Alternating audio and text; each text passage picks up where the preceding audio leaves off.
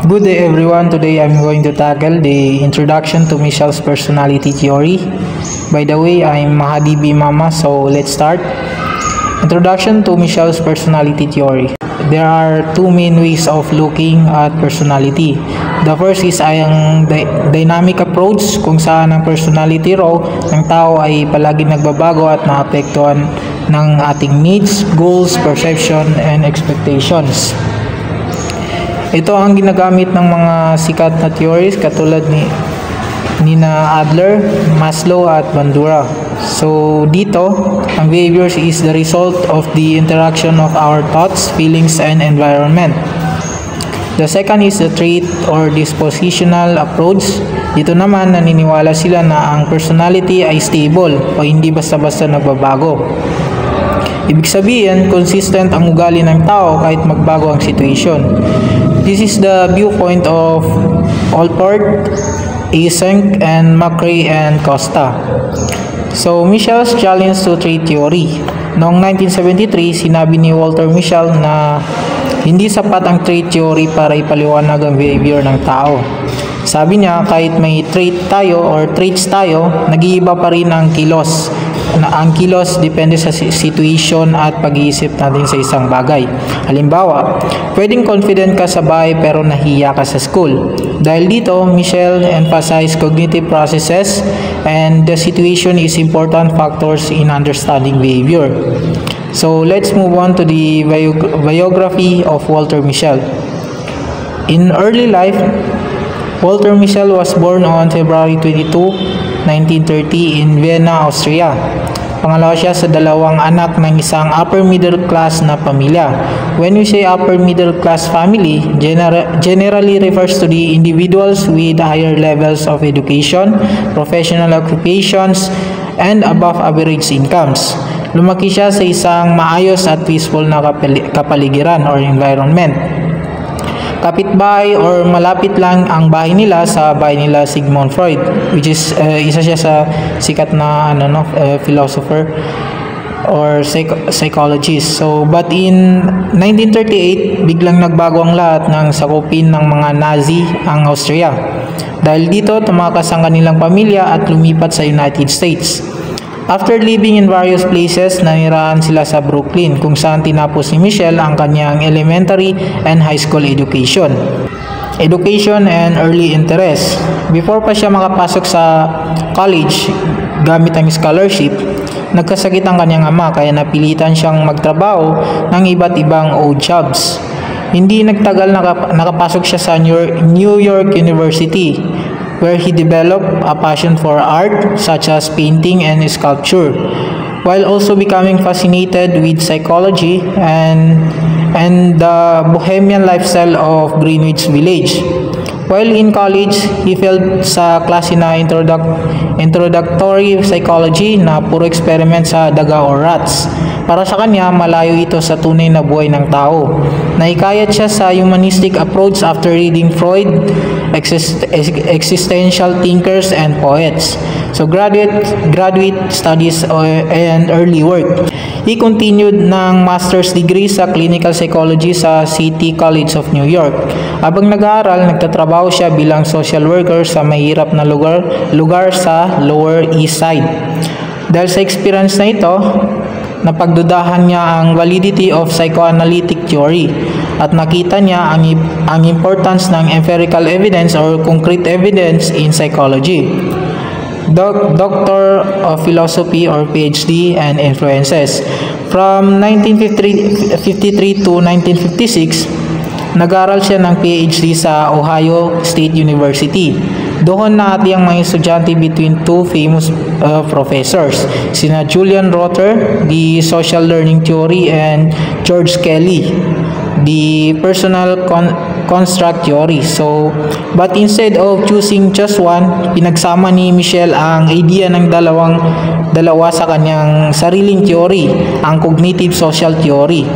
So, si Rother ang nagturo sa kanya ng kahalagahan ng research design at assessment tools. Kelly, on the other hand, reinforced the idea na ang mga taong pinag-aaralan sa psychology ay mga taong may iniisip at nararamdaman, katulad lang din ng mga psychologists.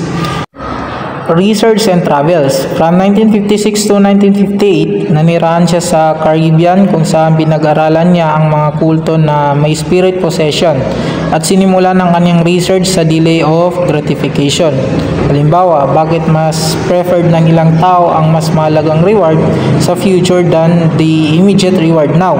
This research became the focus of many of his projects in the following years. Let's proceed to the teaching career. So, pagtuturo at pagkikipag-collaboration ang kanyang ginawa. Nagturo siya sa University of Colorado in 2 years. Sumali sa Harvard kung saan lalo siyang nahilig sa personality theory. Nakausap niya sina Gordon Allport, Henry Murray at David McClelland.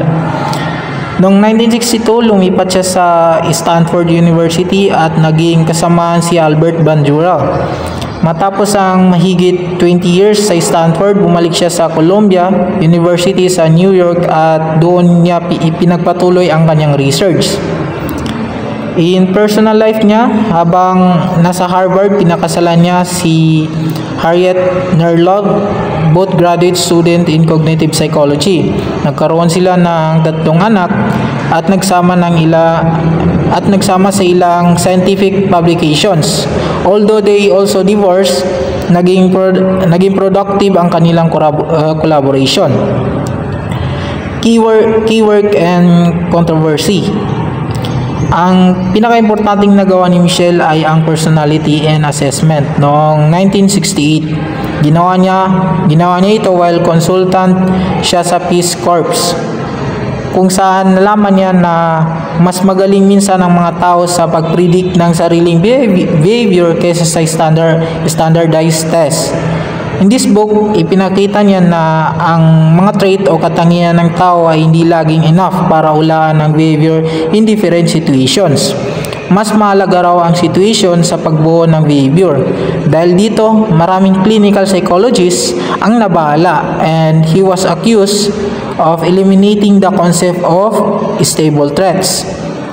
Pero nilinaw ni Michelle noong 1979 na hindi siya tutol sa traits. Tutol lang siya sa idea ng sobrang generalized traits na hindi kinikilala or not recognize the uniqueness ng bawat tao. Later work and recognition. Karamihan ng research ni Michelle ay gawa kasama ang kanyang mga graduate students, lalo na sina Yuichi Shoda, PhD Doctor of Philosophy in Columbia in 1990. Ngayon nasa University of Washington. Naging co-author din niya si Shoda sa Introduction to Personality. Unang lumabas noong 1971, then 7th edition noong 2004, kasama rin si Ronald D. Smith. Ginawaran si Michelle ng maraming parangal katulad ng Distinguished Scientist Award mula sa American Psychological Association or APA noong 1978. At APA Award for Distinguished Scientific Contribution noong 1982. So, ang kanyang legacy, si Walter Michel ay kilala sa kanyang malaking contribution sa psychology, lalo na sa pag-aaral ng self-control at personality development. Most popular ang kanyang marshmallow experiment na nagpakita kung paano ang ability ng bata to wait for a reward is connected to future success. As the founder of the Cognitive Affective Personality System or CAPS, pinakita niya na our behavior ay hindi lang dahil sa traits, kundi sa interaction ng ating emotions, thoughts, and situation. Dahil dito, malaki ang naging epekto niya sa modern personality and behavioral psychology. So, background of the Cognitive Affective Personality System or CAPS. Ang mga traditional psychologists katulad ni na Eysenck and Allport ay naniniwala na ang ugali ng tao ay galing sa mga stable personality traits. Para sa kanila, halos pare-pareho ang kilos ng isang tao kahit saan siya ilagay. But Walter Michel did not agree with that idea. According to his early studies noong 1958 at noong 1961 or to 1961 is mas malaki raw ang epekto ng situation sa behavior ng tao kaysa sa permanenteng ugali nito. Dahil dito, nabuo ni Michel ang tinatawag na Cognitive Affective Personality System o CAPS, kung saan pinaghalo niya ang mga concept ng threats at epekto ng situation. So ano nga ba itong Cognitive Affective Personality System or CAPS? Ang Cognitive Affective Personality System ay theory ni na Michel at Shoda na nagpapaliwanag kung bakit ang ugali ng tao ay nagbabago depende sa situation. Pero may consistent na pattern pa rin. Halimbawa, si Mark ay nagagalit kapag asawa niya ang nananakit sa kanya. Pero kapag boss niya, nagiging submissive siya. Akala mo parang hindi consistent, pero sabi ni Michel and Shoda, consistent pa rin siya. Depende lang sa context o kung sino ang involved. Hindi ito random, may behavioral signature tayo, isang unique na pattern kung paano tayo nagre-react sa iba't ibang situation. So, kahit nag-iiba ang behavior, consistent pa rin yun sa loob ng personality natin. In short, hindi sapat ang trait theory o situation theory lang. Kailangan natin tignan kung paano nagtutulungan ang utak or cognitive at emotion or affective para maunawaan ang tunay na personality. The consistency paradox. So, ang consistency paradox is idea ni Walter Mischel na kahit maraming tao, pati mga psychologists, is naniniwala na ang ugali ng tao ay consistent. This research is nagpapakita ng malaking pagbabago sa behavior depende sa situation. Halimbawa, pwedeng masabi mong honest ang isang tao, pero hindi ibig sabihin nun is honest siya sa lahat ng pagkakataon. Kaya sabi ni Michel, hindi enough ang global threats tulad ng friendly or conscientious para ipaliwanag ang tunay na kilos ng isang tao. Yes, may mga traits na tumatagal pero hindi sila always lumalabas sa iba't ibang situations. Traits, inconsistency, and research evidence. Sa pag-aaral ni na Hartshorn at May noong 1928, napansin nila na ang mga bata hindi consistent sa pagiging honest. Halimbawa, may batang hindi nadadaya sa exam pero nagnanakaw sa party favors, o kaya ay lumalabag sa rules sa laro pero hindi nadadaya sa test. Ibig sabihin, ang honest ng isang bata ay hindi palaging pareho. Depende sa situation. May ibang psychologist tulad ni Seymour Epstein na nagsabing baka masyadong specific ang mga behavior na tinitignan. Ayon sa kanya, para makita ang totoong threat, kailangan pagsama-samahin o i-aggregate ang maraming behavior over time. Hindi lang basta i-base sa isang instance. But even this is followed, sabi ni Michel, mababa pa rin ang predictive power ng threats. Sa isang study niya noong 1965, kahit gumamit ng committee na nag-aggregate ng iba't ibang scores para i-predict ang performance ng mga Peace Corps teachers, hindi naging accurate ang prediction. Halos walang ugnayan, correlation 0.20 lang. Paliwanag ni Michel, kahit perfect ang tools natin, kung paiba-iba talaga ang behavior ng tao, hindi magiging sapat ang threats para hulaan kung ano ang mga magiging kilos ng isang tao sa isang specific situation. So now, let's proceed sa person, situation, and interaction. According kay Walter Mischel, hindi sapat na ipaliwanag ang behavior ng isang tao gamit ang personality traits o mga ugaling sinasabing permanent part of a personality. Instead, naniniwala siya na ang situation ay may malaking epekto sa kung paano kumikilos ang isang tao. Halimbawa, may isang estudyante na masipag at responsable sa school pero tamad maglinis ng kwarto at hindi tumutulong sa gawaing bahay. So pareho pa rin ba siyang conscientious, like prudent and responsible? Sabi ni Michel, oo at hindi. Depende sa situation. Possible masipag siya sa school dahil interest siya rito at may goals siya na gustong maabot. Pero hindi niya nililinis ang kwarto niya kasi wala siyang interest dito. Wala siyang sapat na kalaman sa gawaing bahay kagaya ng pagluluto. Ibig sabihin, ang behavior ng isang tao is the result of the interaction or combination of una, ang traits or disposition or yung mga nakasanayang ugali. Then situation, kung nasaan o anong nangyayari sa paligid. Then cognitive and affective processes tulad ng pag-iisip, paniniwala, emosyon, layunin or goal, kaalaman and values. Hindi natin pwedeng sabihin na masipag o tamad ang isang tao ng basta-basta. Dapat tinitignan natin ang behavior niya sa iba't ibang situation. Si Michelle ay hindi tutol sa threats pero gusto niyang isama ang epekto ng situation at internal process ng tao sa pagpapaliwanag kung bakit sila ganun kumilos. Behavior is not just caused by who we are or threats, but also by where we are, what we think, how we feel, and what we want. Mahalaga ang person-situation interaction para mas accurate or ma-accurate natin maunawaan ang pagkatao at behavioral ng bawat isa. Behavior prediction or CAPS theory.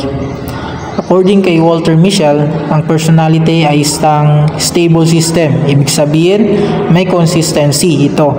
Pero, kahit may stability ang personality, nag-iiba pa rin ang behavior ng tao depende sa situation.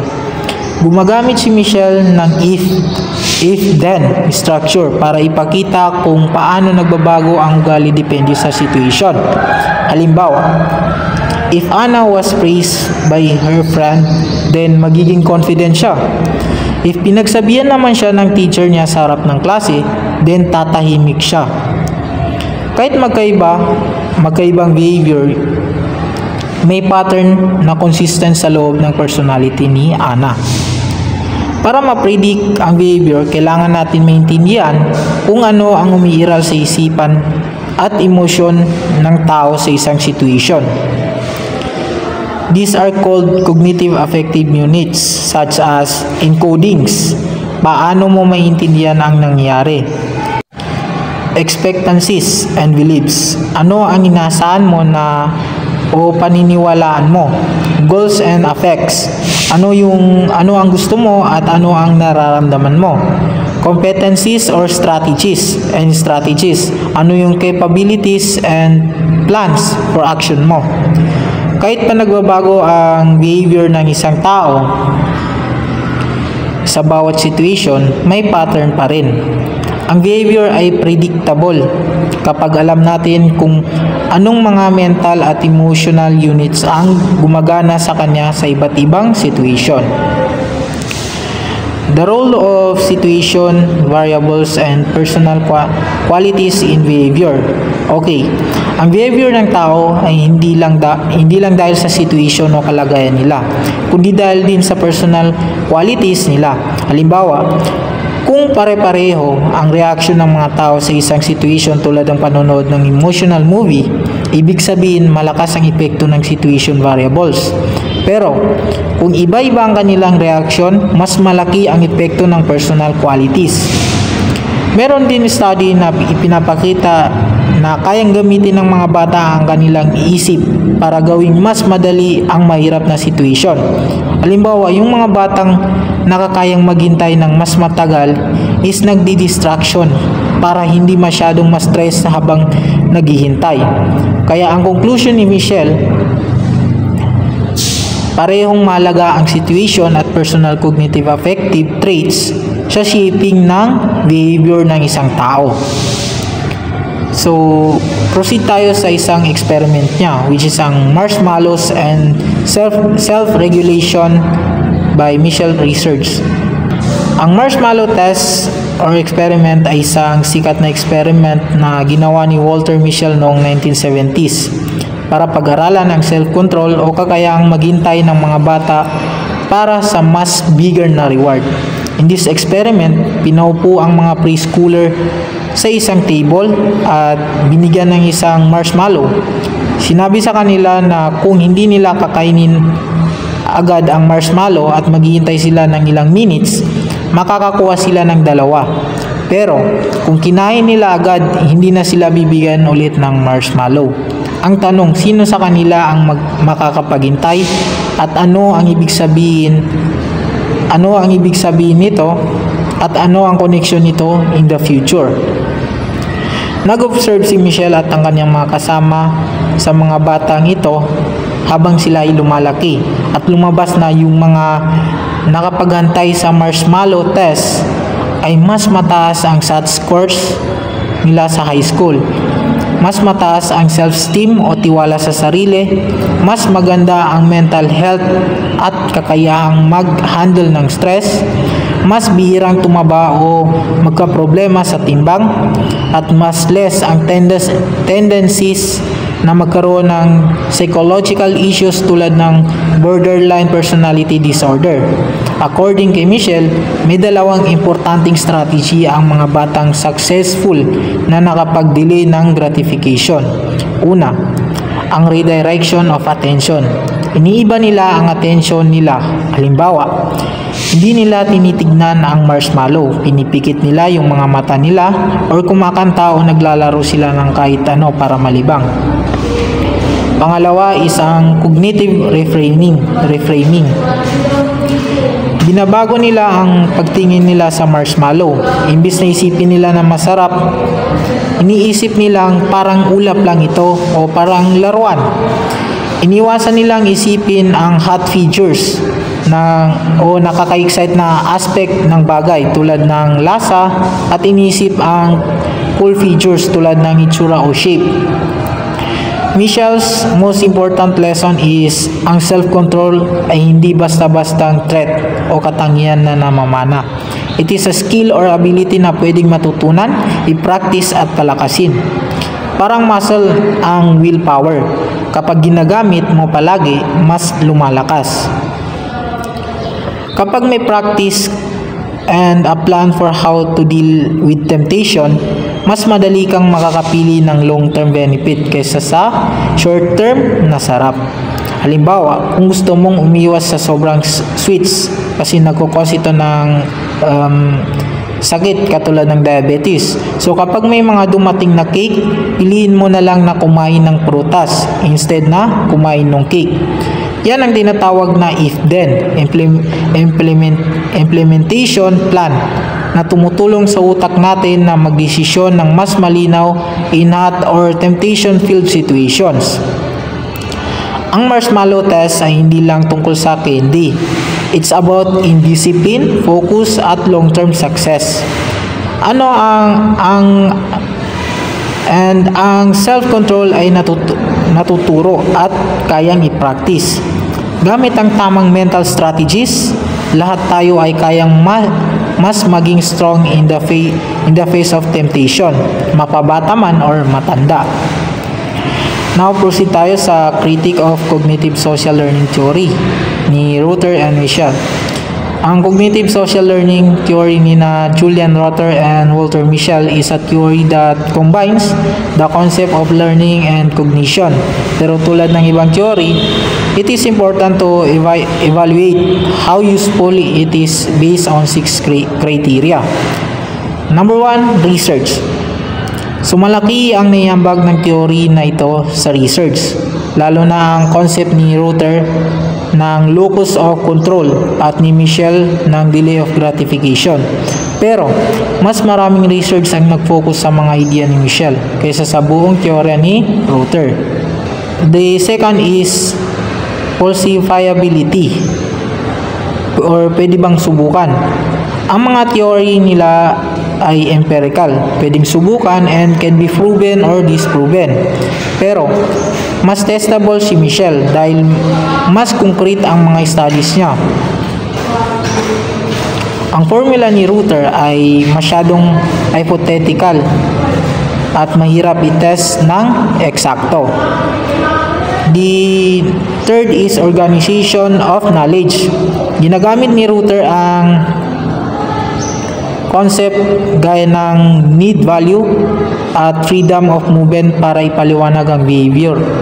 Si Michelle naman ay mas malawak ang sakop. Pinagsama-sama niya ang personal traits at cognitive affective units para mas may paliwanag ang ugali ng tao. Number 4 is the guide to action. Medyo kapaki-pakinabang pero kulang sa concrete guide. Halimbawa, ang mga formula ni Ruther ay magandang framework but it does not provide exact steps for the therapist or teacher. Si Michelle ay nagpapakita lang na ang behavior ay naiba depende sa situation pero wala masyadong specific advice. So the number 5 is internal consistency, pagkakapare-pareho ng mga idea. So maayos ang definition ng mga terms ni Ruther at hindi siya gumagamit ng same words with different meanings. Si Michelle naman ay daan-daan ini-evolve ang theory niya based sa matibay na research, kaya consistent ang structure. Number 6 is, and the last is parsimony or kasimplihan. Simple at diretso ang theory, does not attempt to cover all aspects of personality. Mas focus ito sa research kaysa sa philosophical speculation, kaya madaling intindihin at gamitin.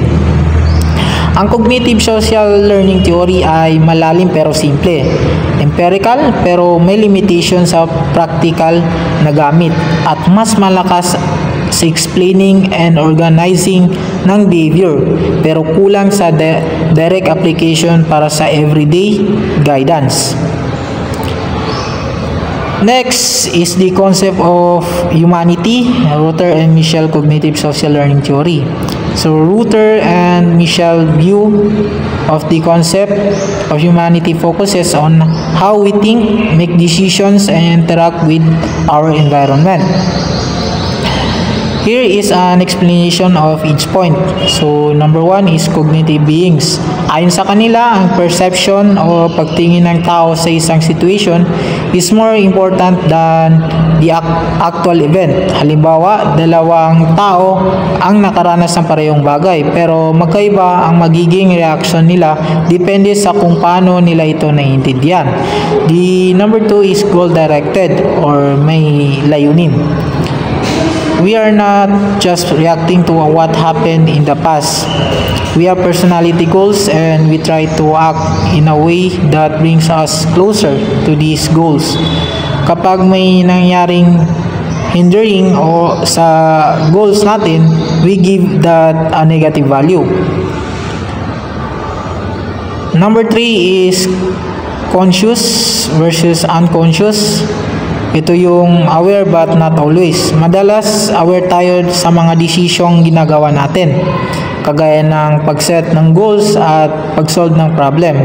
Pero hindi pa rin natin laging alam ang totoong dahilan ng some of our actions. May mga unconscious motivations pa rin na minsan.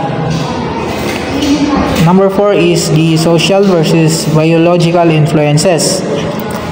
Mas pinapalagaan ng theory na ito ang social environment, like paano tayo natututo sa pakikisalamuha sa iba. Si Ruther ay naniniwala na ang ugali ay bunga ng social learning. Si Michelle kasama si Shoda ay nagsabing mahalaga rin ang genes, pero mas nakaka-impluensya pa rin ang social experience. The last number is the uniqueness versus similarities, pagkakaiba at pagkakapareho ng tao. Si Ruther ay naniniwala na may sapat tayong similarities para masukat ang behavior, pero may personal na uniqueness din. Si Michelle naman ay mas nakafocus sa pagkakaiba-iba ng tao, like ang bawat tao ay may behavior signature o natatanging pattern ng ugali. In short, according sa Cognitive Social Learning Theory, ang tao ay may kakayahang mag-isip, pumili, matuto at magbago based on their purpose and environment. We don't just rely on the past. We look to the future and have the power of shape ourselves. So that's all my report. Again, I'm Mahadi B. Mama, and thanks for your attention.